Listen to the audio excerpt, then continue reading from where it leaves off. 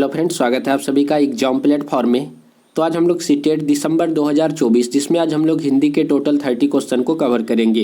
तो ये पेपर आपका जो प्रीवियस ईयर का पेपर है, 7 जुलाई 2024 को पूछा गया पेपर है।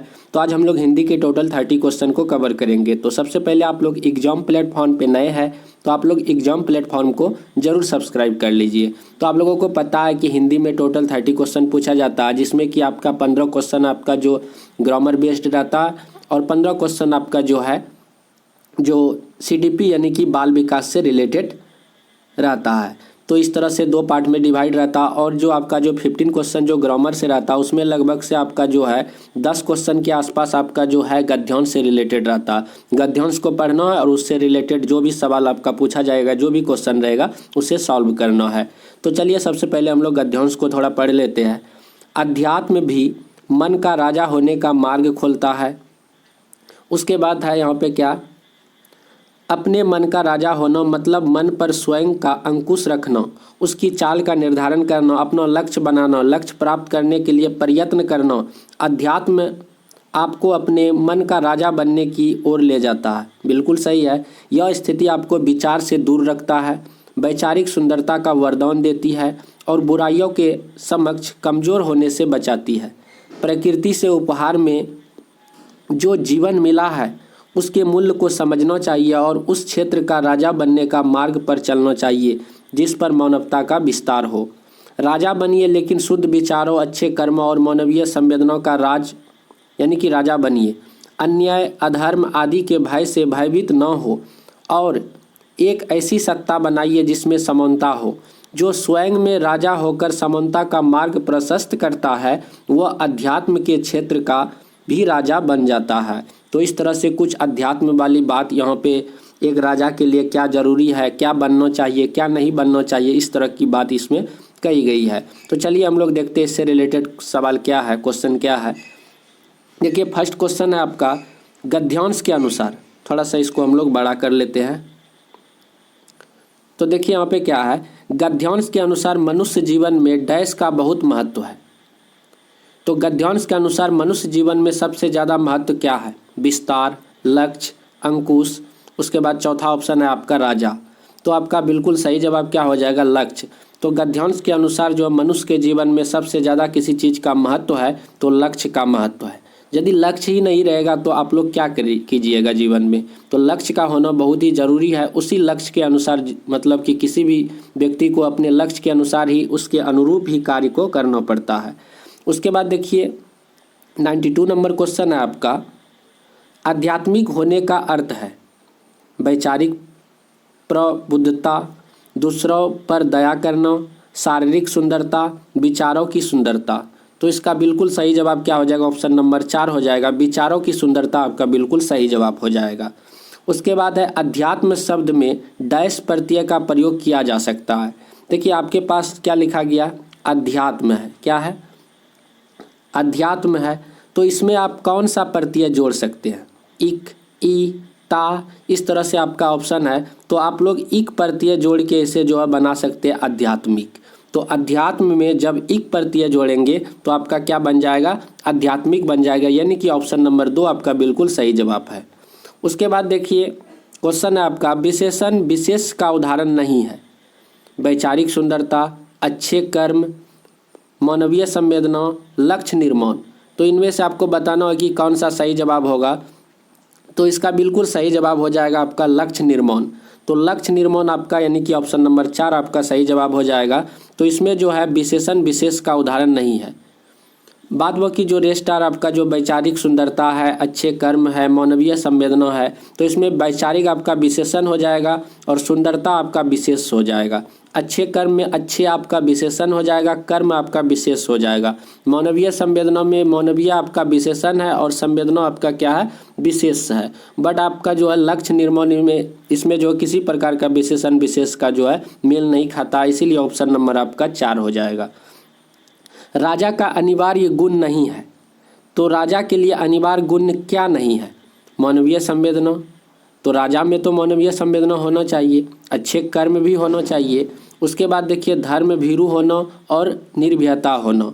तो निर्भयता यानी कि निडर भी होना चाहिए, बट एक राजा के लिए जो धर्म भीरू होना ये आवश्यक नहीं है। धर्म भीरू उसे नहीं होना चाहिए, मतलब कि कोई भी राजा को अपने धर्म के प्रति भय यदि हो जाए तो वह राजा किस बात की। तो राजा को धर्म के प्रति भय कभी भी नहीं होना चाहिए। तो इसीलिए राजा के लिए क्या अनिवार्य नहीं है, तो धर्म भीरू होना ये अनिवार्य नहीं है। एक राजा को डैश और डैश से नहीं डरना चाहिए।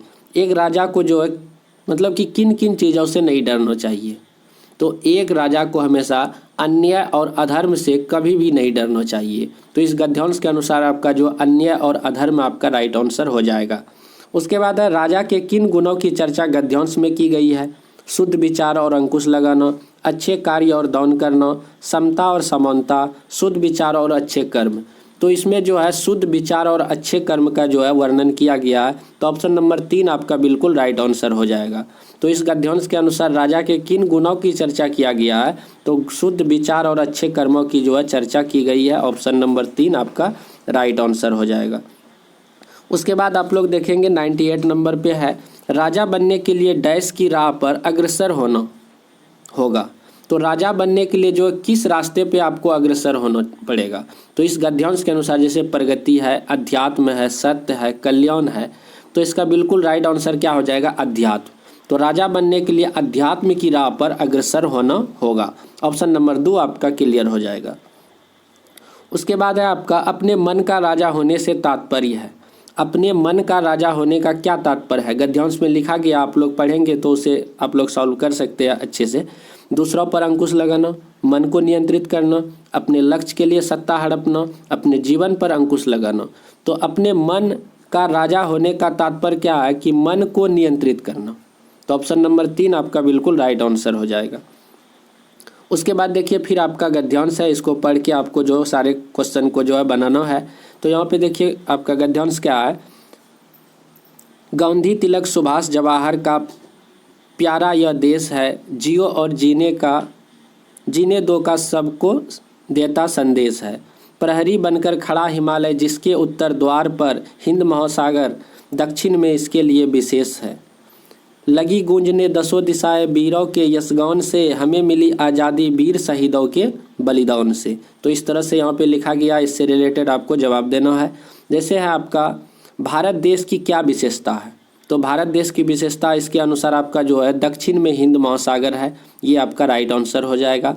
कविता में किस संदेश की बात की गई है, तो कविता में जो आपको बताना है, तो कविता में इन चारों ऑप्शन को आप लोग जैसे देखेंगे, सुख से जीवन जियो, दूसरों को जीने दो, दुखों से घबराना नहीं, जियो और जीने दो। तो इसके अनुसार आपका राइट आंसर हो जाएगा क्या, जियो और जीने दो आपका बिल्कुल सही जवाब हो जाएगा।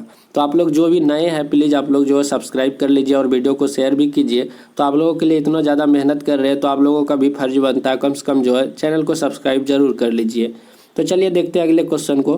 कविता में किस संदेश की बात की गई हो गया है। उसके बाद हिमालय का संधि विच्छेद आपको करना है, तो हिमालय का संधि विच्छेद क्या हो जाएगा, हिम जोड़ आलय। तो आप लोग देखेंगे कि किस ऑप्शन में है, तो हिम जोड़ आलय यानी कि हिम प्लस आलय आपका बिल्कुल सही जवाब ऑप्शन नंबर 2 हो जाएगा।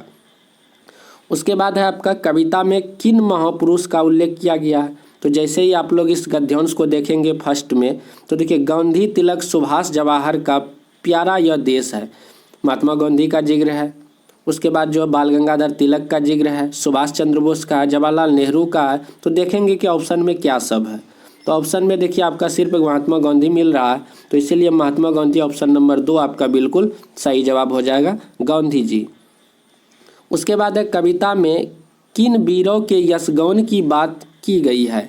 तो आपको गद्यांश के अनुसार बताना है कि कविता में किन वीरों के यशगान की बात की गई है। फर्स्ट है जिन्होंने शांति यात्रा का शुभारंभ किया, जिन्होंने देश की स्वतंत्रता के लिए जीवन दिया, जिन्होंने दूसरों के सुख की प्रार्थना की, जिन्होंने दसों दिशाओं का भ्रमण किया। तो आपका बिल्कुल सही जवाब क्या हो जाएगा, ऑप्शन नंबर 2 आपका बिल्कुल सही जवाब हो जाएगा, जिन्होंने देश की स्वतंत्रता के लिए जीवन दिया। तो कविता में वीरों के यशगान की बात की गई है और वैसे वीरों की बात की गई है जिन्होंने अपने स्वतंत्रता के लिए अपना जीवन दे दिया। वीर का आपको बहुवचन बताना है कि वीर का बहुवचन क्या होगा, तो वीर का बहुवचन वीर ही हो जाएगा। तो आपका ऑप्शन नंबर 2 आपका बिल्कुल राइट आंसर हो जाएगा। तो जैसे आप लोग वीर का यदि एक वचन यदि आप लोग वाक्य बनाएंगे तो आप लोग क्या लिखेंगे कि वीर आ रहा है। यदि वही वीर का आप लोग यदि बहुवचन यदि बनाएंगे तो आप लोग लिखेंगे क्या, वीर आ रहे हैं। तो इस तरह से बनाया जाता है। बट आपका वीर का यदि बहुवचन भी पूछे तो आपका वीर ही हो जाएगा। ऑप्शन नंबर 2 आपका बिल्कुल क्लियर है। इस तरह से हम लोग 15 क्वेश्चन हम लोग जो है कर चुके हैं। जो रेस्ट आर 15 क्वेश्चन बचा उसे हम लोग अगले पार्ट में हम लोग कवर कर लेंगे। तो आप लोग जल्दी से सब्सक्राइब कर लीजिए ताकि जो अगले पार्ट जो आएगा तो आप लोग को उसका नोटिफिकेशन पहुंच सके। तो चलिए मिलते हैं अगले वीडियो पे। जय हिंद, जय भारत।